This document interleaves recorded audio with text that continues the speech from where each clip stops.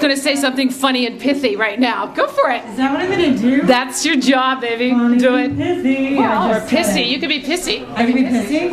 Okay, I'm going to tell you guys a story of a time the last time actually that I was scared to death, since that's our theme, scared to death. All right, this is a few weeks ago, 10 p.m. on a Friday night, and my husband and I were in the kitchen, and I was like, all right, what are we going to line up for some movie snacks? As you can tell, I watch a lot of TV and movies.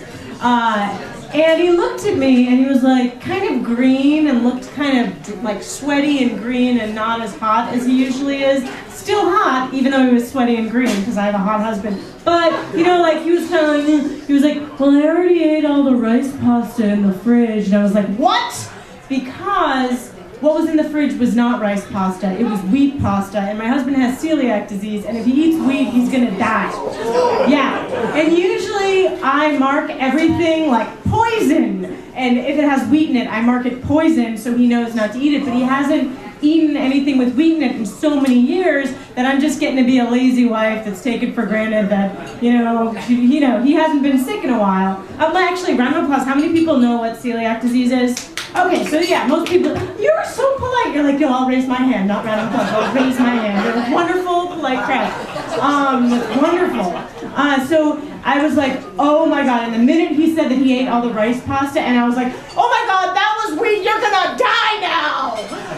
And like, it was the scariest, like, everything sank, and I was freaking out, and I was shaking, because for 10 years, we didn't know that he had celiac disease, and I just thought I had an extremely good-looking husband that was gonna die soon. Literally, I was like, well, he might die soon because he's always sick, but at least he's hot, okay. And then we figured out that's what he had. He had celiac disease, he stopped eating wheat, he started getting better, but it took a while, and so now it's been like 3 years since he's eaten anything with wheat in it. He eats the wheat. I'm freaking out because I'm thinking he's gonna be sick, it's gonna be awful, we're gonna do this all over again, and like I'm shaking and I'm crying and I'm like, let's get you some drugs, let's call my brother, I think he likes to pop Percocet or something, I don't know. Like I was just freaking out trying to think of anything we could do, and he looks at me and like literally I worked at a job and made all the money because he couldn't work, and then he got better, so then I got to quit my job and I get to just tell stories and do comedy, so it's wonderful. And he was like,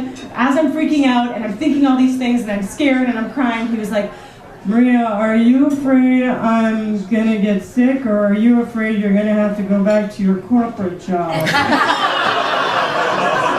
I was like, oh, it's the second thing, sorry. And then I went out to get him some Tylenol with codeine, and he got much better, and it's fine, but that's the last time I was scared to death. So. Woo! All right. Thank you, Maria. Is she fabulous or what? We're fabulous.